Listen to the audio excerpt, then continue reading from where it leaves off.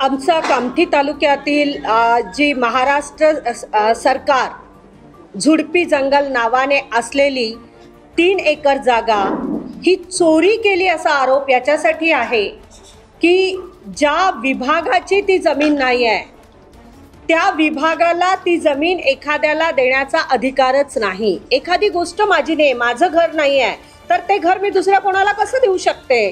आणि त्यामुळे त्या गावातील सरपंच, सचिव, तलाठी, त्यासोबतच इतर जे कोणी त्याच्यामध्ये इन्वॉल्ड आहे त्या सगळ्यांनी मिळून हा फार मोठा पैशाचा आर्थिक घोटाळा केलेला आहे, कारण ती जमीन करोडोची आहे। आणि वैशाली गान फाउंडेशन या संस्थेला अनाधिकृतपणे ती जमीन रजिस्टर्ड करून दिलेली आहे। आणि ज्या अर्थी रजिस्ट्रारने, भिवगडे होते त्यावेळी रजिस्ट्रार, त्या भिवगडेंनी ती जमीन रजिस्ट्री करून दिली, तर एखादा रजिस्ट्रार जर झुडपी जंगलाची जमीन ओनरच्या, मालकाच्या खाण्यामध्ये सरपंचाचं नाव लिहून जर रजिस्टर्ड करून देत असेल तर संपूर्ण विभागावर, प्रशासनावर, म्हणजे महसूल प्रशासन असो, पंचायत प्रशासन असो किंवा मग नोंदणी अधिकारी असो, फॉरेस्ट विभाग असो, या संपूर्ण विभागावर फार मोठं प्रश्नचिन्ह आहे की महसूलच्या जागा सुरक्षित आहेत का, सरकारच्या जागा सुरक्षित आहेत का, आणि नेमक्या कामठीमध्येच असे सगळे प्रकरण इतक्या मोठ्या प्रमाणात का घडतात आहे? तर अशा प्रकारचे प्रश्न लोकांच्या मनामध्ये आहे। नेमकं या ह्याच्यात कोण कोण सामील आहे, काय काय आहे, काय? मी आत्ताच सांगितलं की संस्थेला जी जमीन दिलेली आहे ती लिहून देणारे सरपंच आहे, सचिव आहे, ग्रामसभा झाली त्यावेळी तलाठी पण तिथे उपस्थित होते, त्यासोबतच वैशाली गान फाउंडेशनचे जे सगळे समितीचे जे सगळे लोक आहेत, अध्यक्ष, उपाध्यक्ष, सचिव, ते सगळे त्यामध्ये सहमत आहेत। आणि वैशाली गान फाउंडेशनची भुगावमध्ये एक समिती स्थापन झालेली आहे ज्यामध्ये भाजपाचे पदाधिकारी आहेत। त्या समिती देखील, कारण ती समिती स्थापन झालेली आहे, त्या समितीने अप्रत्यक्षरित्या मध्यस्थी करून ती जमीन करवून दिलेली आहे, ते पण सगळे त्याच्यामध्ये जबाबदार आहेत। आणि याशिवाय वरिष्ठ देखील जबाबदार आहेत, रजिस्ट्रार देखील जबाबदार आहे।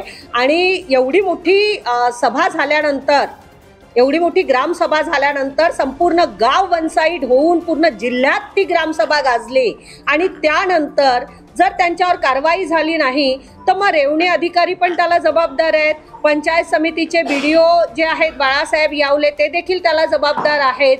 म्हणजे संपूर्ण यंत्रणा मिळून खऱ्या अर्थाने ही जमीन त्या वैशाली गान फाउंडेशनला देत आहे असं दिसते, कारण अन्यथा एवढं मोठा प्रकरण घडल्यानंतर 48 तासाच्या आत कारवाई होणे अभिप्रेत होते, परंतु अजूनपर्यंत कारवाईचे पेपर रंगवणं सुरू आहे, कारवाई मात्र झालेली नाही। मी महसूल मंत्र्यांचा उल्लेख केला नाही, मी म्हटलं रेवणी अधिकारी जे आहेत, तहसीलदार हे रेवणी अधिकारी असतात, तहसीलदारांकडे आम्ही 12 दिवस आधी निवेदन दिलं।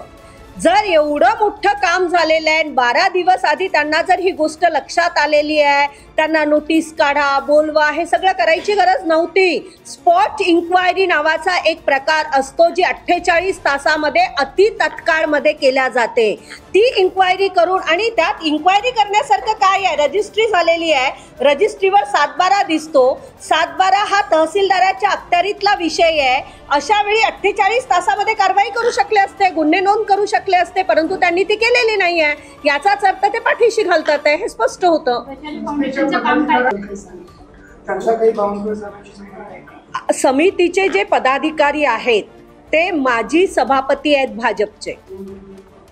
भाजपचे माजी सभापती आहेत, आणि आता भाजपचे पदाधिकारी आहेत।